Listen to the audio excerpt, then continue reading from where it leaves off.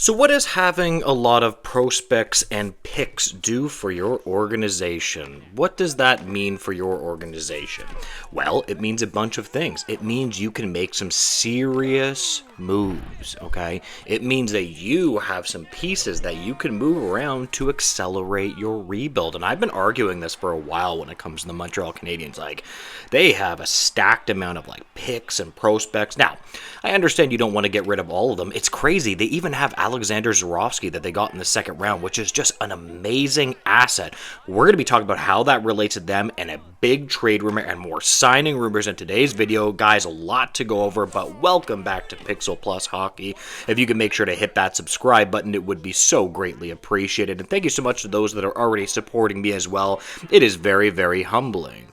Now, at the end of the day, though, trades still take a lot of time. You still have to negotiate a proper, you don't want to give up too much. Honestly, I would prefer if the Montreal Canadiens gave up very little from their perspective, but sometimes that might not be a realistic if you actually want to trade for a young center.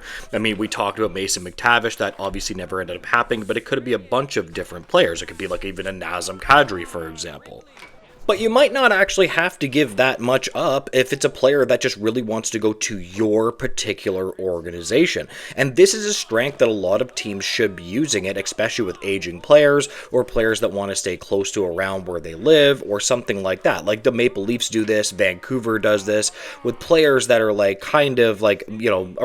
they just like to stay close to home. Or a player that wants to come to your organization, and this is why I keep on coming back to Sidney Crosby and the Montreal Canadiens, because this is something that I think is it's almost lining up too perfectly, and we have some really, really interesting quotes here from Darren Dreger. Quote, regarding Sidney Crosby, we talked about Montreal Canadiens, how great that young talent pool is. Montreal would do whatever it's possible to get Sidney Crosby on the Barn Burner podcast, close quote. Now that is very interesting, and this is exactly what I've been pointing to.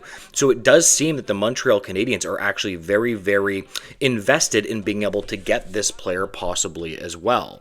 Now, obviously, I do wonder till this day what exactly the Montreal Canadiens would have to actually give up. Would they have to give up, a first-round selection and a top prospect? If the player ends up only wanting to go to, let's say, 2 or 3 teams. Let's say he wants to, go to Florida, Vegas, or Montreal or something like that. That limits the amount of teams that you can negotiate with from the Pittsburgh Penguins side, and then that changes things. And I've said this again, if I'm telling you right now, if the Pittsburgh Penguins are losing again, as we all think that they're probably going to, I don't think it's going to be a very great season in Pittsburgh. Do you guys think the Pittsburgh Penguins are going to be good this year? I personally don't. I don't think they're going to be good at all. So the way I look at it is, when a player says, I want to leave, that holds so much weight in your organization like Sidney Crosby, I guarantee you that this has a possibility of happening.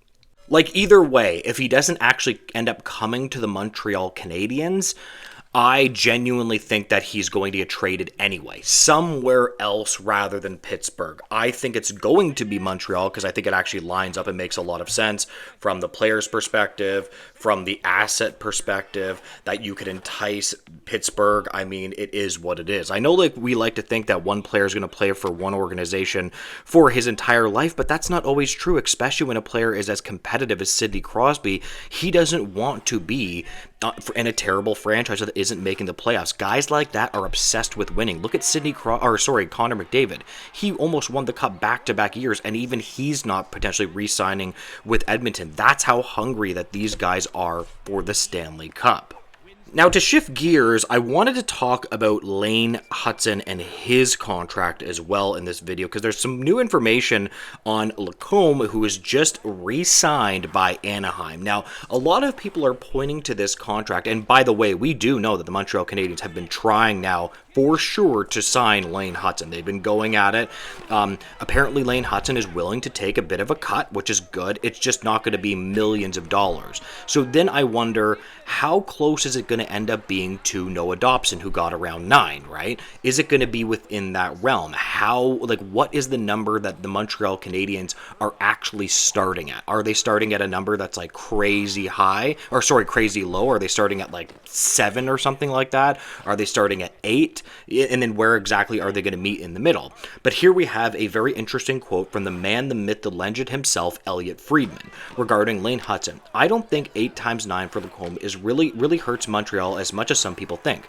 I would guess whatever these two sides are talking about, it's not far from there on an 8-year. Hutson is 9-ish, close quote.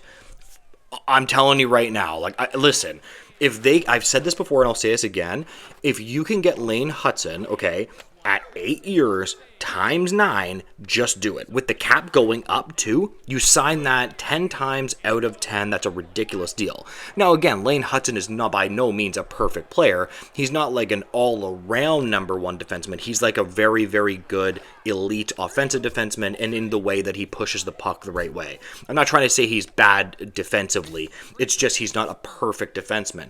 But again, if you can sign him 8 times 9 with the cap going up, and by the way, Lane Hutson looks like he also worked on his shot as well, so he actually has even more offensive tools, and the Montreal Canadiens are a well-coached and managed organization, so of course they're going to put Lane Hutson in position to succeed. Now, there was another interesting quote from Elliot Friedman that I wanted to touch on here. Elliot Friedman regarding Lane Hutson's extension. Let's say we're at the 5-yard line. Well, I think they're in the same kind of general vicinity. I don't know if the last 5 yards are going to be easy, close quote. So I again, for me, if he's willing to stay around the 9-ish figure, I think that's a little bit silly. I don't think you should negotiate players like Lane Hutson that bad. So what do I mean by that? I think if you can get him at a reasonable number for a reasonable term, I don't like pissing off superstar players. I'm fine with negotiating hard, okay? If you feel like you're not getting a comparable deal to what other players are signing in the league, then you have to push the player, okay? If you genuinely feel like you're not getting a fair deal, okay? I have no problem with that. But again, if it's within the 9-ish, let's say Lane Hutson's like, okay, I'm stuck at 9.5 times 8. He doesn't want to go lower than that, and you're letting the contract negotiation drag on because of $500,000. My opinion in that play would probably be just to give him the 9.5, right? Because it's $500,000 on your cap. It's not a huge difference, and I personally thought Lane Hutson was going to get a lot more than that. Like, I thought Lane Hutson's deal was going to be over $10 million. That was my original prediction.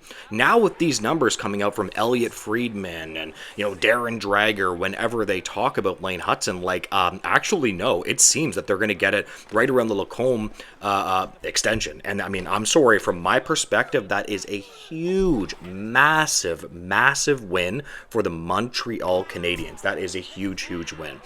Anyways, guys, I think I'm going to leave this video here. Just want to touch on some Montreal Canadiens news. If you can make sure to like, comment, and subscribe, I would greatly appreciate it, guys. And make sure to have a great day. Goodbye, guys.